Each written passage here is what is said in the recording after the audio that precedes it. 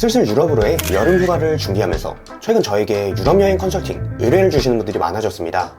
그런데 이분들이 열이면 열, 여름 유럽 여행에서 꼭 고려해야 할 것들을 전혀 생각조차도 하지 않고 있으시더라고요. 여름 유럽 여행에서 이거 고려하지 않으면 계획 만들어도 절대로 계획대로 여행하지 못합니다. 오늘 영상 여름 유럽 여행을 준비할 때 꼭 알아야 할 주의사항과 제대로 된 준비 방법을 모두 알려드리겠습니다. 7, 8월의 유럽은 우리뿐만 아니라 유럽인들의 휴가 시즌이기도 합니다.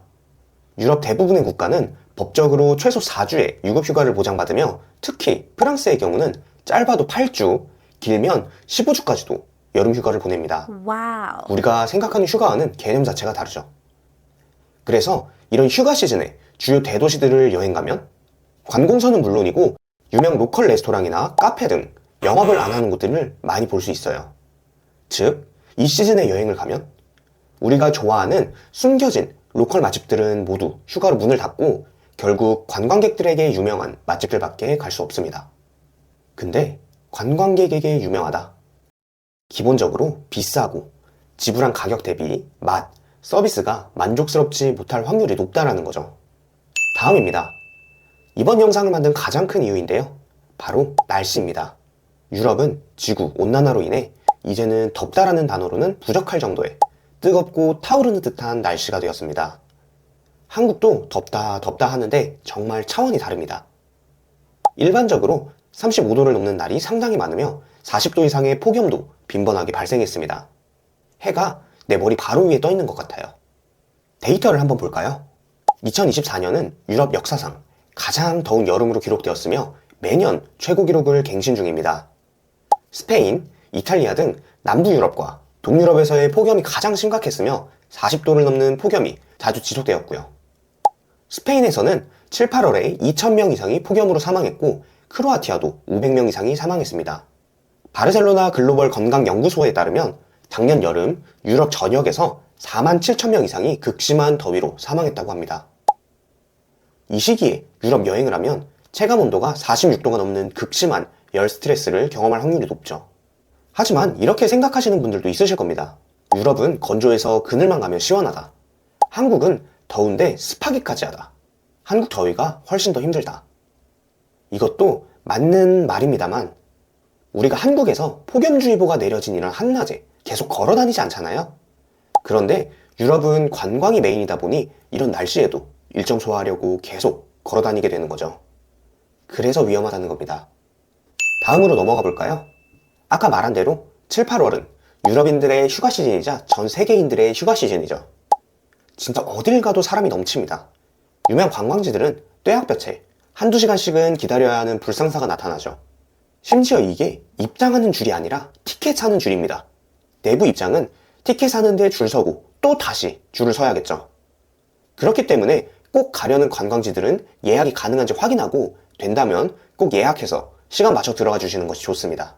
그리고 이런 박물관, 미술관, 성당 등 내부를 입장하는 일정은 최대한 한낮에 계획하시면 실내에서 관광을 할 수 있어 비교적 낫습니다.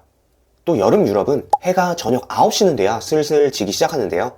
낮 시간은 길지만 그만큼 야경을 보기가 힘듭니다. 야경이 유명한 관광지라면 한낮에는 숙소에 들어가서 쉬고 3, 4시쯤 다시 나와서 일정 시작하는 것도 방법입니다. 그렇기 때문에 숙소는 관광 중심지에 잡는 게 좋아요. 힘들 때마다 숙소로 와서 샤워도 하고 잠깐이나마 편하게 쉴 수 있으니까요. 카페나 레스토랑으로 가면 되지 않냐? 유럽의 웬만한 레스토랑, 카페에서는 에어컨이 없습니다. 심지어 실내는 열기가 안 빠져서 찜질방 그 자체죠. 진짜 여름에 주방에서 일하시는 분들 존경스럽습니다. 왜 유럽 여행 가면 사람들이 날도 더운데 야외 테라스에서 쉬고 있는지 실내를 들어가 보면 딱 이해되실 겁니다. 그냥 그늘이 있는 야외 테이블에서 먹는 게 실내보다 훨씬 나아요. 또 카페 안이 생각나는 게 있는데요. 더운 여름 한국인들의 생명수 아이스 아메리카노. 유럽에서는 아이스 아메리카노 찾는 게 쉽지 않습니다. 특히 이탈리아 여행에서 아이스 아메리카노를 파는 카페? 이거 사막에서 바늘 찾기입니다. 47도 되는 한여름에도 뜨거운 에스프레소. 저는 상상만 해도 끔찍하네요. 또 쇼핑몰 같은 곳 들어가서 쉬면 되지 않냐? 이렇게 생각하시는 분들도 있으실 텐데요. 이런 곳들 들어가도 시원하다는 느낌 전혀 못 받습니다. 러시아 우크라이나 전쟁으로 인해 전기요금도 살인적이고 일단 국가 자체가 에너지 위기라서 기본적으로 에어컨을 그렇게 틀지도 못하거든요. 전기요금은 우리나라의 4배 이상은 비싸다고 생각하시면 됩니다. 그래서 유럽은 2022년에 공공건물의 에어컨 온도를 25도 이하로 낮추지 못하도록 제한하고 위반하면 최대 3,000유로까지 과태료를 부과하기도 했었습니다. 그러니 지하철, 버스 등 대중교통에서 에어컨 가동이 안 되는 건 당연하겠죠.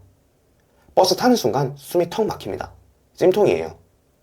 호텔은 또 어떨까요? 유럽의 대부분의 건물들은 기본적으로 에어컨이 없습니다. 여러 가지 이유가 있지만 많은 유럽 도시의 건물들은 역사적 가치가 높아서 국가가 건물 외관을 아름답게 보존하는 데 힘을 쏟고 있습니다. 그래서 오래된 건물에 함부로 구멍을 뚫을 수도 없을 뿐더러 에어컨 실외기는 이러한 도시의 미관을 해칠 수도 있기 때문에 꿈도 못 꾸죠. 그리고 허가 절차 또한 상당히 복잡합니다. 에어컨을 설치하려면 건물주의 허락뿐만 아니라 관청의 추가 허락도 필요합니다. 느린 유럽의 행정처리 특성상 이 과정은 최소 6개월 이상 걸릴 수도 있죠. 심지어 이렇게 허가를 다 받더라도 설치 비용이 어마무시하기도 하고요. 영국, 이탈리아, 프랑스, 스페인 등 어느 국가도 가정집에 에어컨 보급률이 10% 이하라는 것만 봐도 얼마나 에어컨을 찾기 어려운지 느끼실 수 있으실 겁니다. 이러한 이유로 우리는 유럽에서 숙소를 찾을 때 에어컨이 있는 곳을 찾기 힘듭니다. 겨우겨우 에어컨이 있는 호텔을 찾았다고 쳐볼게요. 그렇다고 이 에어컨을 한국의 에어컨 같이 생각하시면 안 됩니다. 아까 말씀드린 것과 같이 유럽의 에너지난으로 호텔의 경우 전력량이 많이 부족합니다. 그래서 하루 종일 에어컨을 틀어놔도 시원하다는 느낌은 잘 안 들죠.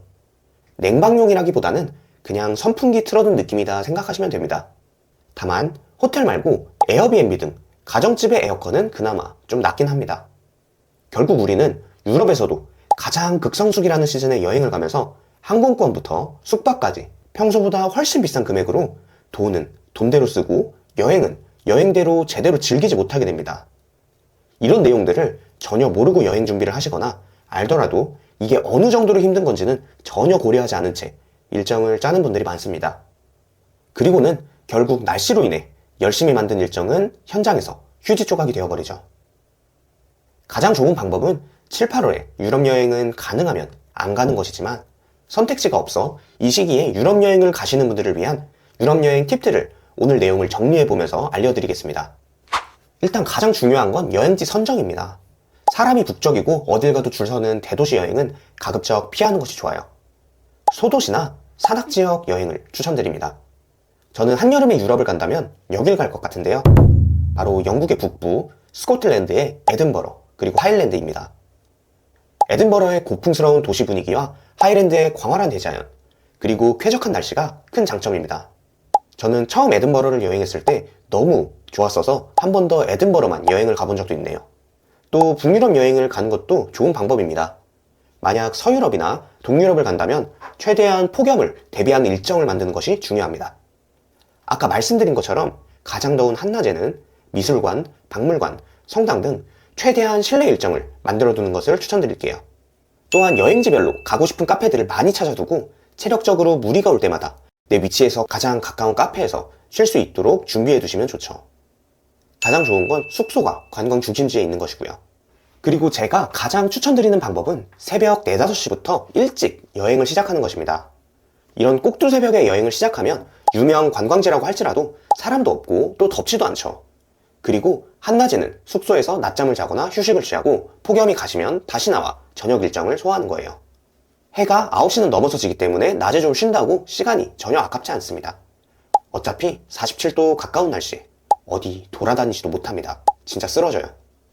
하지만 일반적인 여행 계획 짜는 것도 막막하고 어려운데 이런 것까지 다 고려하면서 동선을 짜고 또 그 동선에 맞는 숙소를 찾고 처음 유럽 여행 가는 사람이 이런 일정을 만드는 건 불가능에 가깝죠. 여름 시즌 유럽 여행을 가서 걱정되시는 분들은 통우트래블의 유럽 여행 컨설팅 서비스를 받아보세요. 날씨뿐만 아니라 여행 성향까지 고려한 세상에서 단 하나뿐인 나만의 유럽 여행 일정을 만들어 드립니다. 자세한 내용은 하단 고정 댓글을 참고해주세요. 그리고 다음으로는 준비해가면 좋은 아이템들을 좀 소개해 드리려고 하는데요.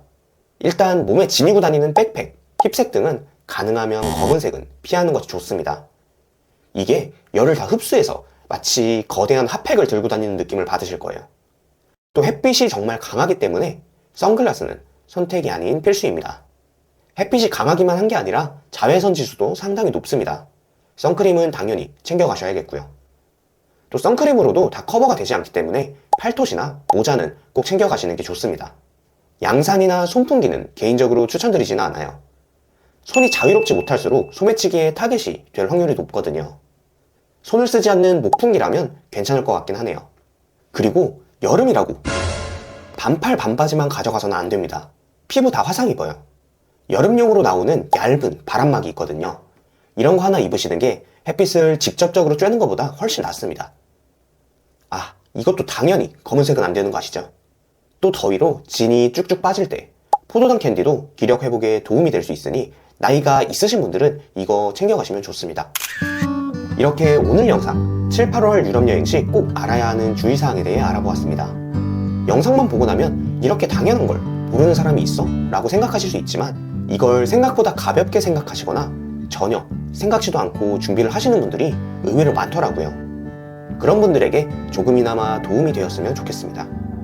최근 무료 상담을 진행하면서 느낀 건 생각보다 5, 60대 분들도 자유여행을 많이 준비한다는 것이었습니다. 심지어 인생 첫 자유여행을 유럽 여행으로 정하시는 분들의 비중이 훨씬 높더라고요. 이분들이 가장 많이 걱정하시는 게 내 나이대에 자유여행을 하는 게 맞는 건지, 내가 잘 할 수 있을지, 도저히 용기가 안 난다는 것이었습니다. 하지만 저에게 상담 요청을 해주신 것부터가 이미 큰 용기를 낸 것이라고 생각합니다. 또 시작이 반이라고 유럽 자유여행을 위해 이렇게 무료 상담 요청이라는 행동을 실행한 것만으로도 자유여행 준비에 있어서 절반은 끝냈다고 생각합니다. 앞으로도 유럽 여행에 대한 근심과 걱정은 저에게 넘겨주시고 기대되고 설레서 잠도 오지 않는 유럽 여행으로 만들어 드릴 수 있도록 노력하겠습니다. 오늘도 영상 시청해주셔서 감사합니다. 평생 후회하지 않을 잊지 못할 여행하세요.